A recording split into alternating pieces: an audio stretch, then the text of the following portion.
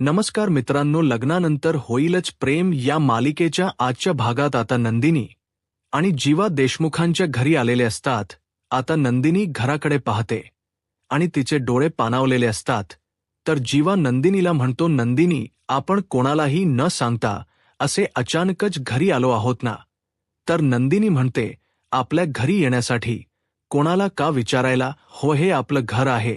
असं म्हणत नंदिनी भरल्या डोळ्यांनी आपल्या घराकडे पाहत असते. कित्येक दिवसानंतर ती आपल्या घरी आलेली असते आणि म्हणूनच तिला खूप आनंद झालेला असतो. आणि त्याचवेळी काव्य आणि पार्थ खाली येत असतात. आता काव्या आणि पार्थ पाहतात. तर पार्थ म्हणतो, जीवा नंदिनी. तर आता जीवा नंदिनी आलेत हे पाहून काव्या आणि पार्थला खूप आनंद झालेला असतो. आता काव्या आणि पार्थ खुश होतात आणि खाली येतात, धावत पळत येत आता पार्थ जीवाला मिठी मारतो. तर इकडे काव्या नंदिनीला आता सर्वजण खुश असतात. चौघेही एकत्र आलेले असतात. घरात अगदी आनंदाचं वातावरण असतं. तर त्याचवेळी आता जीवा म्हणतो, दादा, तू चक्क वरच्या रूममधून. तर पार्थ म्हणतो, काय करणार काव्या मॅडम, काही रूममध्ये यायला तयार नव्हत्या. मग मीच म्हटलं की आज संक्रांत आहे, आपल्यालाच त्यांच्या रूमपर्यंत जावं लागेल. तर आता नंदिनी म्हणते, अरे वा काव्या, अगं या परीक्षेचा रिझल्ट कधी लागला? तर काव्या म्हणते, कसं आहे ना ताई, मी या बोक्याला घेऊन आले, कारण देशमुखांचा बोका माझ्यासोबत बोलत नव्हता. मग मी काय करणार, मी या बोक्याशी माझं मन मोकळं करत होते, गप्पा मारत होते, आणि मग कोणीतरी जेलस फील होत होते, आणि म्हणूनच हा सगळा काही बदल घडला आहे. तर आता चिवा नंदिनी हसू लागतात. तर त्यानंतर नंदिनी पार्थ काव्या सगळ्यांनाच तिळगुळ देते आणि म्हणू लागते, तिळगुळ घ्या आणि गोड गोड बोला. तर पार्थ नंदिनीला म्हणतो, तुम्हाला सुद्धा मकर संक्रांतीच्या खूप खूप शुभेच्छा. तुमचं नातंही या लाडवाप्रमाणे असंच घट्ट असू देत. तर आता हे सगळं काही दृश्य मानिनी ताई पाहतात आणि आपल्या चारही मुलांना एकत्र पाहून माननी ताईंचा आनंद काही गगनात मावत नसतो. माननीय ताई खुश होतात आणि म्हणतात, अरे वा आणि अरे बापरे, किती छान. आता पुढचं वाक्य जीवा आणि पार्थ एकत्रच म्हणतात, माझ्या सुना किती गोड दिसतायत. तर आता माननी ताई जीवा आणि पार्थला म्हणतात, गप्प बसा रे गधड्यांनो. तर आता जीवा आणि पार्थ म्हणतात, आणि आम्ही. तर माननी ताई म्हणतात, माझी मुलंही तितकीच गोड दिसतात. पण जीवा नंदिनी, तुम्ही खरंच आला आहात. मला तर ह्यावर विश्वासच बसत नाहीये. माझी चारही मुलं अशी एकत्र हे पाहून मला काय बोलावं काहीच सुचत नाहीये. मला तरी असं वाटते की एखादं स्वप्नच असावं. तर आता पार्थ म्हणू लागतो, आई, अशी स्वप्न पाहू नकोस. तर नंदिनी म्हणते, हो ना, जी स्वप्न पूर्ण होणारच नाही ती पाहण्यात काहीच अर्थ नाहीये. तर माननी ताई म्हणतात, तुम्ही असं का म्हणताय? असं म्हणत मानेनी ताई पुढे पाहल टाकतात, परंतु तिथून चौघही मुलं गायब झालेली असतात. समोर कोणीच नसतं आणि माननी ताई आपल्या मुलांना इकडे तिकडे शोधू लागतात. परंतु त्याचवेळी मानेनी ताईंना ठेस लागते आणि त्याचवेळी माननी ताईंना जाग येते. खरं तर हे मानिनी ताईंना पडलेलं एक गोड स्वप्न असतं. ज्यावेळी मानिनी ताई उठतात आणि त्यावेळी त्यांच्या लक्षात येतं की आपण जे पाहिलं ते स्वप्न होतं. आणि तेव्हा मात्र त्यांना खूप वाईट वाटतं. आता फ्रेश होण्यासाठी ते आपल्या कपाटातील साडी घेतात. आज संक्रांतीचा दिवस असतो आणि म्हणूनच त्यांनी काळी साडी हातात घेतलेली असते. आता ती साडी पाहिल्यानंतर त्यांना दोन्ही सुनांची आठवण येत असते. काव्य तर खरी आलेली असते, परंतु संक्रांत काही साजरी होत नसते. तर नंदिनी खरात नसते. तर माननी ताई म्हणतात, आज वर्षातील नवीन सण, आज हा मकर संक्रांतीचा सण, म्हणजे माझ्या मुलांच्या लग्नानंतरचा हा पहिला सण. आज चारही मुलांनी मकर संक्रांतीचा हा सण अगदी आनंदाने साजरा केला असता, परंतु त्यांच्या नात्यावरच आता किंक्रात आली आहे. या सगळ्यातून माझ्या मुलांना लवकरात लवकर देवा बाहेर काढ. माझ्या मुलांच्या आयुष्यात तिळासारखी ऊप आणि गुळासारखा गोडवा येऊ देत. एवढंच माझं मागणं आहे. असं म्हणत माननी ताई देवाला प्रार्थना करू लागतात. तर दुसरीकडे पाहायला मिळतं की जीवा लाईव्ह आलेला असतो. जीवा म्हणतो, हॅलो माझ्यासोबत कनेक्ट असणाऱ्या मित्रमैत्रिणींना आज मकर संक्रांतीच्या खूप खूप शुभेच्छा. तुम्ही माझ्या ब्लॉगला भरभरून प्रतिसाद देताय, लाईक करताय, कमेंट करताय आणि शेअर करताय. सगळ्यात महत्त्वाचं म्हणजे हॅशटॅग नंदिनी येणं हे तर सगळ्यात भारी ट्रेंडिंग मध्ये आहे. खरं सांगू का तुम्ही तर हे खूप उचलून धरलं आहे, परंतु ह्या आयुष्यात माझी नंदिनी काही मला फॉलो करत नाहीये. आत्ता कुठे आमच्या या कनेक्शनला काळजीचे वूज मिळू लागले होते, परंतु हे वूज मिळत असतानाच मी तर चांगलीच खाली माती कसली, एवढी थंडी पडलीय, एवढा गालटा पडलाय आणि भरपूर सार आईस्क्रीम खाल्लं आणि तेव्हापासून ती काही तिच्या नजरेसमोर मला ठरतही नाहीये. आजचा दिवस आहे चौथा, पण दुसऱ्याच दिवशी माझी विकेट पडली आहे आणि आता मात्र ती अमावस्येचा चंद्र झाली आहे. अहो दिसतच नाहीये. आणि त्याचवेळी जीवाला नंदिनी बाल्कनीत दिसते. आता नंदिनीला पाहून जीवा खुश होतो आणि म्हणतो, मित्रांनो मला तरी दिसली आहे, पण तुम्हाला पाहायची आहे का, असं म्हणत जीवा आता नंदिनीला पाहतो, परंतु नंदिनी मात्र जीवाकडे पाहायला तयार नसते आणि म्हणूनच जीवाला खूप वाईट वाटतं. जीवा आपलं लाईव्ह बंद करतो आणि त्यानंतर नंदिनीकडे पाहत असतो, परंतु नंदिनी काही जीवाकडे पाहत नसते आणि म्हणूनच जीवा आता रिक्षाचा हॉर्न वाजवतो आणि नंदिनीला मनवण्यासाठी हा रुसवा सोड सखे पुरे हा बहाणा हे गाणं गाऊ लागतो. आता हे सगळं काही जीवा नंदिनीला मनवण्यासाठी, तिचा रुसवा घालवण्यासाठी करत असतो आणि त्याचवेळी नंदिनीला तिचे जुने क्षण आठवतात, ज्यावेळी जीवा सुद्धा अशाच रुसलेला असतो. त्यावेळी जीवाला मनवण्यासाठी नंदिनीने सुद्धा जीवासोबत असंच हे गाणं बोलत त्याला मनवलेलं असतं, त्याला बोलत केलेलं असतं. आणि आता तीच कल्पना जीवा सुद्धा अंमलात आणतो आणि नंदिनी आपल्याशी बोलावी, तिचा रुसवा जावा, यासाठी जीवा सुद्धा तेच प्रयत्न करत असतो. तर जीवा पुढे म्हणू लागतो, झुरतो तुझ्या विना काय हा गुन्हा झाला, झुरतो तुझ्या विना काय हा गुन्हा झाला, पुरे हा बहाणा सोडणं अबोला, असं म्हणत जीवा आता डान्स करत असतो आणि त्यातही तो कान पकडून नंदिनीची माफी मागत असतो, कान पकडून ओटाबशाही काढत असतो आणि हे सगळं काही नंदिनी बाल्कनीतून पाहत असते. आता जीवाने एवढे प्रयत्न करूनही नंदिनी काही जीवाशी बोलत नाही. ती आपलं टॉवेल बाल्कनीत वाळत टाकते आणि रागाने तरी तिथून निघून जाते. जीवा म्हणतो, चाले हे प्रयत्न सुद्धा फेल झालेत. म्हणजे माझ्या बायकोला तिच्या वडिलांचा वाण नाही, पण गुण मात्र नक्कीच लागला आहे, असं म्हणत जीवा नंदिनीकडे पाहत असतो, पण नंदिनी मात्र तिथून निघून गेलेली असते. आता जीवा पाहतो तर त्या ठिकाणी नंदिनीचे वडील आलेले असतात आणि ते रागाने जीवाकडे पाहत असतात. आता जीवा थोडा घाबरतो. नंदिनीचे वडील तिथून निघून जातात. तर जीवा म्हणतो, पप्पांनी ऐकलं की काय. आता मात्र जीवा थोडा घाबरलेला असतो. तर दुसरीकडे देशमुखांच्या घरी आपल्याला पाहायला मिळतं की पार्थ आता आशाताईंना आवाज देत म्हणतो, आशाताई नाश्ता झालाय ना आता. पार्थ पाहतो तर त्याच्या समोर बोका असतो. तर पार्थ म्हणू लागतो, आता याचं काय, ते म्हणजे सकाळ संध्याकाळ दुपार हा बोका काही माझी पाठ सोडत नाही, असा बसलाय की जसा काही खराच बोका आहे, अगदी राजासा सारखा. तर त्यानंतर पार्थला आठवतं. तर पार्थ म्हणतो, काव्याच्या हातात ज्यावेळी हा बोका मी पहिल्यांदा पाहिला तेव्हा तर वाटलं होतं की हा खराच बोका आणलाय काव्याने. आता त्या बोक्याला पाहून पार्थ म्हणतो, बरेच दिवस झाले फुटबॉल नाही खेळलो आहे, पण आता तुझाच फुटबॉल करतो, असं म्हणत पार्थ मागे जातो आणि धावत येऊन त्या बोक्यावर लात मारणार, परंतु पाय मागे घेत पार्थ तिथेच थांबतो आणि त्यानंतर बोक्यासमोर बस्त बोक्याकडे पाहत पार्थ म्हणू लागतो, नाही मारत तुला लात, कारण हिरवी तसं बघायला गेलं तर तुझं आणि माझं काहीच वैर नाहीये, पण कसं आहे ना, तू जरी क्यूट असलास तरी सुद्धा माझे रिप्लेस करण्याचा प्रयत्न अजिबातच करू नकोस, असं म्हणत पार्थ आता बोक्याच्या गालाला हात लावायला जाणार, परंतु त्याचवेळी बोका मागे सरकतो. आता मात्र पार्थला धक्काच बसतो. पार्थ घाबरतो आणि म्हणतो, हा बोका खरा आहे का नाही, असं कसं होईल.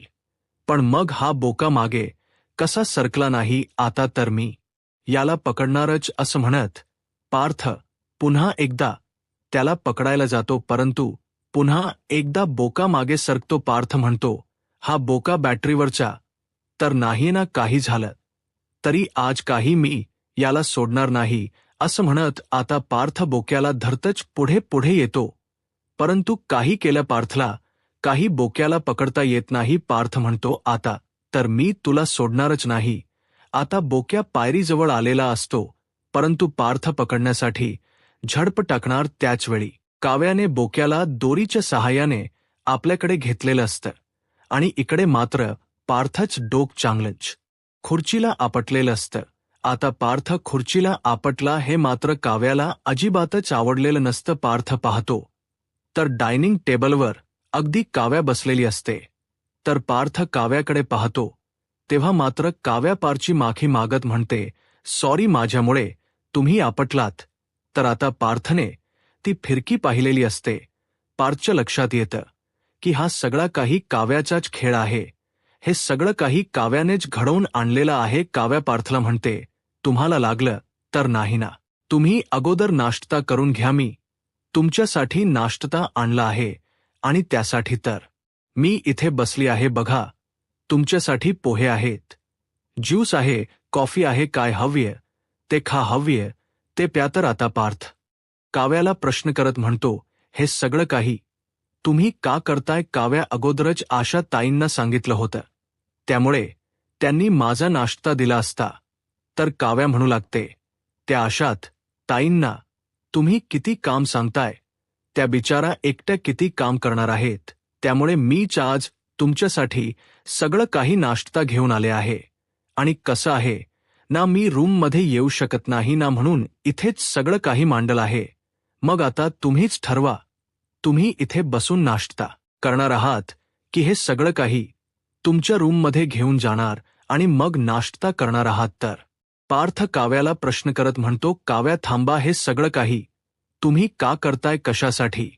या सगळ्यामध्ये वेळ फुकट घालवण्यापेक्षा तुम्ही तुमच्या अभ्यासाकडे लक्ष द्या असं म्हणत पार्थ काव्याकडे पाहू लागतो. तर काव्यही पार्थकडे पाहत असते. तर दुसरीकडे मोहितेच्या घरी आपल्याला पाहायला मिळतं, नंदिनीचे वडील योगा करत असतात. तर त्याचवेळी आता जीवा सुद्धा त्या ठिकाणी येतो, योगा मॅट टाकतो आणि हातामध्ये तिळगुळांचा बाऊल घेऊन येतो. आता जीवा पाहतो तर नंदिनीच्या वडिलांचे योगा चालू असतात. तर जीवाही आता योगा करायला सुरुवात करतो आणि ओम न म्हणता तो तिळगुळ घ्या असं म्हणत त्याच सुरामध्ये बोलत असतो. नंदिनीचे वडील पाहतात तर जीवा आलेला असतो. जीवा म्हणू लागतो, तिळगुळ घ्या, कसं आहे ना, आज मकर संक्रांत म्हणून म्हटलं योगा करताना या स्टाईलमध्ये करूयात. हे घ्या, तिळगुळ घ्या. सासरी बुवा नाही, धनंजय, दीनानाथ, मोहिते, आमच्यात तिळगुळ सांडू नका आणि आमच्याशी कधी भांडू नका. तिळगुळ घ्या आणि गोड गोड बोला असं म्हणत जीवा आता नंदिनीच्या वडिलांना मनवण्याचा प्रयत्न करत असतो. आता नंदिनीच्या वडिलांना फोन आलेला असतो. जीवा म्हणतो, नायकांचा फोन आला आहे. तर त्याचवेळी नंदिनीचे वडील फोन उचलतात आणि म्हणू लागतात की हो, त्या प्रोसेसच काम ऑलमोस्ट होतच आलं आहे, फक्त पीपी बाकी आहे, मी करून देईनच असं म्हणत नंदिनीचे वडील फोन ठेवतात. तर जीवा म्हणतो, पीपी बाकी आहे का? माझी काही मदत लागणार आहे का? माझी जर मदत लागणार असेल तर मला सांगा. तर नंदिनीचे वडील म्हणतात की हो, तुझी एकच मदत लागणार आहे, तू इथून निघून जा. 4 दिवस झाले आहेत ना, आता 17 दिवस राहिले आहेत. जर निघून नाही गेलास तर पुढचे 17 दिवसही मी तुला सहन करेन, पण काही झालं तरी मी मात्र तुझी मदत घेणार नाही असं म्हणत नंदिनीचे वडील तिथून निघून जात असतात. तर जीवा म्हणतो, अहो थांबा, योगा करायचा अजून बाकी आहे ना. परंतु नंदिनीचे वडील खूप चिडलेले असतात. ते 1 मिनिटही तिथे न थांबता रागानेच निघून जात असतात. तर जीवा म्हणतो, काय आहे, मी तुमच्यासाठी तिळाचा लाडू आणला होता, तो सुद्धा तुम्ही घेतला नाही. परंतु नंदिनीचे वडील जीवाशी काहीही न बोलता तिथून निघून जात असतात. तर इकडे देशमुखांच्या घरी आपल्याला पाहायला मिळतं काव्या पार्थच्या हातामध्ये पुस्तक देते आणि म्हणते, घ्या देशमुख हे पुस्तक घ्या आणि तुम्हाला कुठला जो वाटेल तो प्रश्न विचारा. त्या प्रश्नाचं उत्तर अगदी पेज नंबर सहित मी देईन, मग बघा की तुम्हालाही कळेल की माझा अभ्यास किती झाला आहे. आता पार्थ काहीच बोलत नसतो, तर काव्या पार्थला म्हणते, घ्या हो पुस्तक एक घ्या, एक प्रश्न विचारा आणि आजमावून तरी बघा. तर आता पार्थ काव्याला म्हणतो, काहीच गरज नाहीये, कारण या अगोदर मी तुम्हाला एकदा आजमावून पाहिलं आहे आणि त्याचं उत्तर मलाही मिळालं आहे. त्यामुळे आता आजमावण्याची काहीच गरज नाहीये आणि हे असले उद्योग करण्यात वेळ घालवू नका, कारण तुम्हाला काही बोलण्याच्या मी आता मनस्थितीत नाहीये. त्यामुळे प्लीज असे कोणतेही योग, कोणतेही खेळ मांडू नका की ज्यामुळे तुम्ही आता मला अडवण्याचा प्रयत्न कराल, माझ्याशी बोलण्याचा प्रयत्न कराल. आणि एक सांगतो, तुम्ही ज्या पार्थला पाहिलं होतं, जो पार्थ तुमच्यासाठी काहीतरी करेल असं तुम्हाला वाटत होता, तो पार्थ मी केव्हाच मारून टाकला आहे. त्यामुळे आता माझ्याकडून अशा कोणत्याच अपेक्षा करू नका की ज्या अपेक्षा पूर्ण होणारच नाहीयेत. आता मात्र काव्याला खूप वाईट वाटतं. आता पार्थ तिथून निघून जात असतो, तर काव्या पार्थला प्रश्न करत म्हणते, देशमुख तुम्ही जर असं म्हणताय तर मग माझे डोळे पाणावलेले असताना, माझ्या डोळ्यांमध्ये अश्रू असताना तुम्हाला का माझी काळजी वाटत होती? तुम्ही का एवढे पॅनिक झाला होता?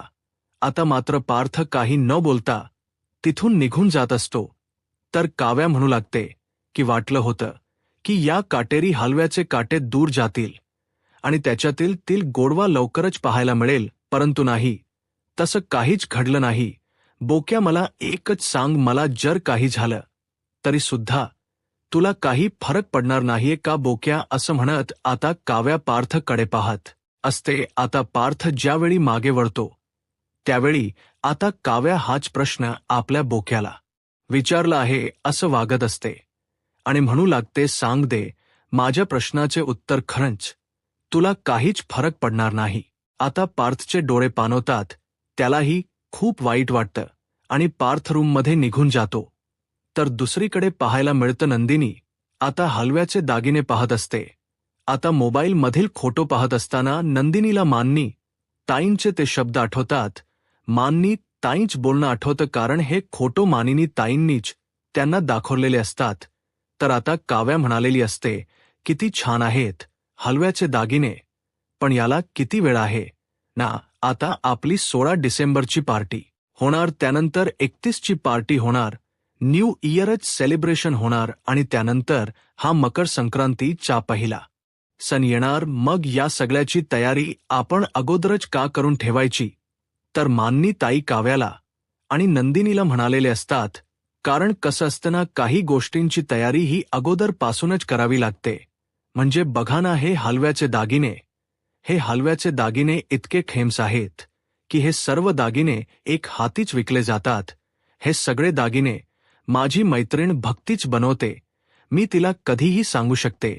परंतु कसं आहे ना, आपण जर अगोदरच ऑर्डर देऊन ठेवली तर आपल्याला हे सर्व दाग वेळेवर मिळतील. म्हणून म्हटलं तुम्हाला दाखवावेत. तर नंदिनी म्हणू लागते, आई, तुम्ही एक काम कराल का? हे फोटो तुम्ही आम्हाला पाठवाल का? म्हणजे मी जीवांना आणि काव्या पार्थना दाखवेल आणि मग आम्ही ठरवू. तर माननी ताई म्हणतात, हो हो, मी तुम्हाला फोटो पाठवते, काहीच हरकत नाही. तुम्ही तुमच्या नव्यांना विचारा, कारण कसं आहे ना, लग्नानंतरचा तुमचा हा पहिलाच मकर संक्रांतीचा सण आहे. मग तुमचे नवरेच तुम्हाला पाहणार आहेत ना, मग ठरवा तुम्हीच की कोणते दागिने घालायचे आहेत. परंतु मला सुद्धा यातील काही दागिने आवडतायत, मग ते मी सुद्धा ऑर्डर करू का? तर आता इकडे काव्या आणि नंदिनी म्हणू लागतात, हो नक्कीच करा आणि आम्हालाही दाखवा. तर माननी ताई म्हणतात, मला मकर संक्रांतीचा सण खूप छान साजरा करायचे, म्हणजे माझ्या दोन्ही लाडक्या सुनांसाठी मला काळ्या रंगाच्या खूप चांगल्या साड्या घ्यायच्या आहे आणि माझ्या दोन्ही घोड्यांसाठी काळ्या रंगाचे कुर्ते, आणि खरंच खूप छान सेलिब्रेशन करायचं आहे. होईल ना सगळं काही? नंदिनी म्हणते, हो आई, नक्कीच होईल. तर काव्या म्हणते 100. तुमच्या मनात जशी मकर संक्रांत आहे तशीच मकर संक्रांत आपण साजरी करणार आहोत. आता मान्नी ताई खुश होतात आणि त्या दोघींनाही जवळ घेतात आणि म्हणू लागतात, तुम्हा दोघींमुळे मला सुद्धा हे सगळे काही सण अनुभवता पुन्हा एकदा येणार आहेत. तर आता इकडे सगळं काही हे नंदिनीला आठवत असतं. मानेनी ताईंचे ते शब्द, त्यांचा तो उत्साह, परंतु आता सगळंच काही बदललेलं असतं आणि म्हणूनच नंदिनीला खूप वाईट वाटतं. नंदिनी मनाशीच म्हणते, आज आई किती मिस करत असतील मला. आज या पहिल्या सणादिवशी घरची लक्ष्मी घरात नाहीये आणि या सगळ्या काही कडू आठवणी निर्माण होतील. असं म्हणत नंदिनीचे अश्रू अनावर होतात. नंदिनी आपले अश्रू पुसते आणि म्हणू लागते, नाही नाही, मी असं होऊ देणार नाही. तर दुसरीकडे पाहायला मिळतं मान्नी ताई मकर संक्रांतीची तयारी करत असतात. तर आता पार्थ विचारतो, काय झालं आई, का बोलावलायस? आता मान्नी ताईंनी सगळ्यांनाच बोलावलेलं असतं.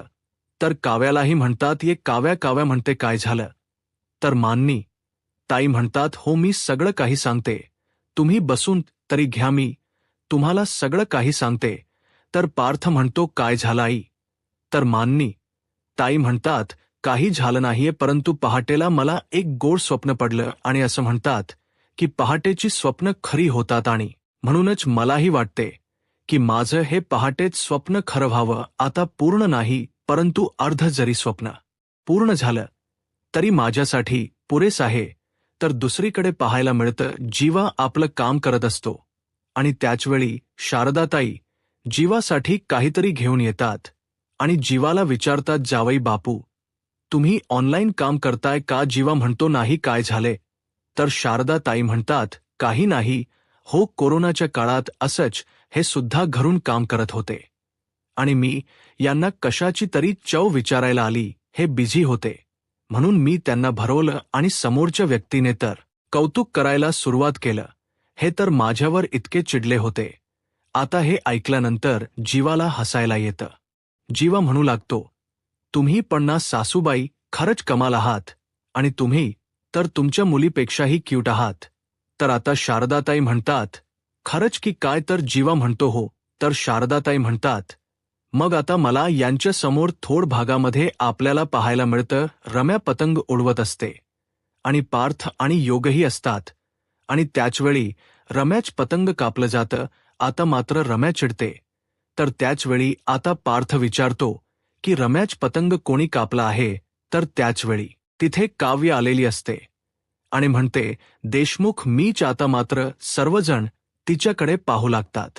आता पुढे काय होईल हे पाहायला आत्ताच माझा महाराष्ट्र या यूट्यूब चॅनलला सबस्क्राईब करा. धन्यवाद.